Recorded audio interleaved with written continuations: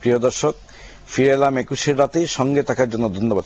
জনাব তুহিন মালিক, আপনি শুনলেন যে আহমেদ আজম খানের বক্তব্য ট্রাইব্যুনাল নিয়ে। বিশেষ করে তিনি অনেকগুলো কথা বলেছেন, শাহবাগ নিয়ে বলেছেন, তার নেত্রীর বক্তব্যের পক্ষে দাঁড়িয়ে অনেক শক্ত ভাষায়। আপনি কি মনে করছেন? জি, যেটা বলেছেন যে ট্রাইব্যুনালের বিচার তো একটা আইনগত বিষয়। তো সবসময় আইনের একটা সুন্দর কথা আছে যে আইনকে নিজস্ব গতিতে চলতে যাওয়া উচিত, আইনের নিজস্ব গতি আছে।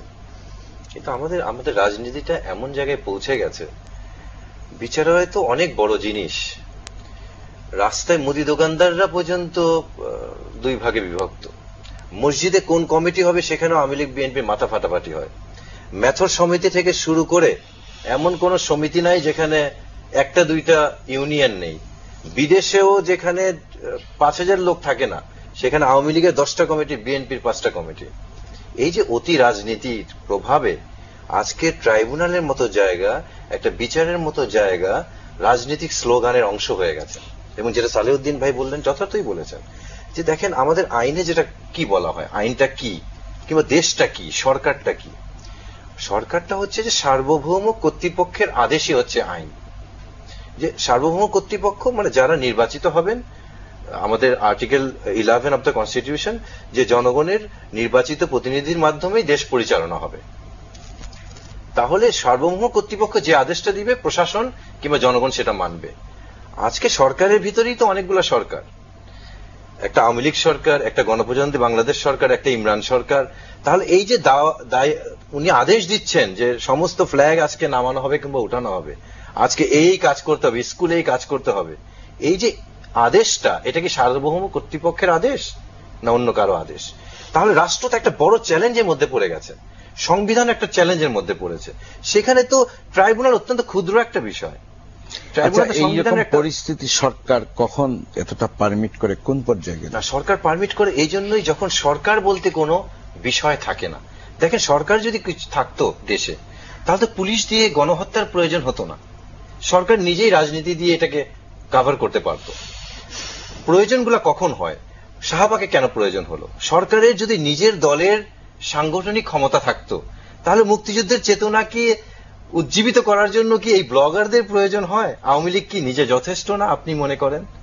আওয়ামী লীগের সংগঠন কি এত পরিত্যক্ত হয়ে গেছে যে কিছু ব্লগারকে এনে আপনি মুক্তিযুদ্ধের চেতনাকে চেতনায়িত করতে হবে? তার মানে কি আওয়ামী লীগের যারা আছেন এই দেশে 40 কিংবা 45% জনগণ, তারা সবাই কি চেতনা চলে গেছে? তার মানে কি রাষ্ট্র এবং দল তখন অসহায় হয়ে গেছে, এরা এই কাজটা করতে পারছে না। এই জন্য সরকারের ভেতরে সরকার, যেমন মন্ত্রীদের উপরে উপদেষ্টা করা হয়েছে, কারণ উপদেষ্টাদের চামচামি হচ্ছে মন্ত্রীদের চেয়ে বেশি। উপদেষ্টারা যে খাদেমগিরি করতে পারে, মন্ত্রীরা হয়তো অতটুকু খাদেমগিরি করতে পারে না। তো আমাদের প্রশাসনটাও এমন চামচা নির্ভর, দল নির্ভর, এবং যে কথা আপনিও বলেন যে দলকানা, দলদাস, এই যে দাসত্ব এমন ভাবে চলে গেছে, নেত্রীদের দাসত্বে, মানে একটা দেবীর চেয়ে বড় একটা পজিশনে তারা চলে গেছে। দেখেন, এটা দলীয় পলিটিক্যাল সিজন পলিটিশিয়ান এবং আদর্শবান রাজনৈতিক কর্মীর চাইতে এই যে সুবিধাভোগী পেশাজীবীরা তার চেয়ে বেশি করছেন এই দাসত্বটা।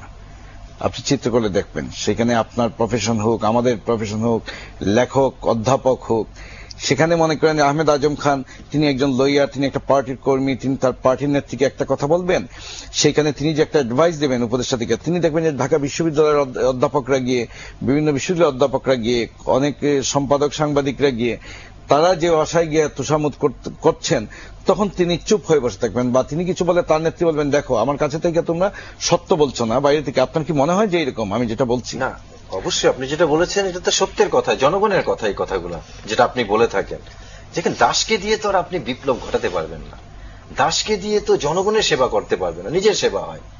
দাসদের দিয়ে আপনি মানুষের কল্যাণ। ধন্যবাদ, আবার আসবো সালেউদ্দিন। না, আমি দুই একটা কথার একটু উত্তর দিতে হয় যে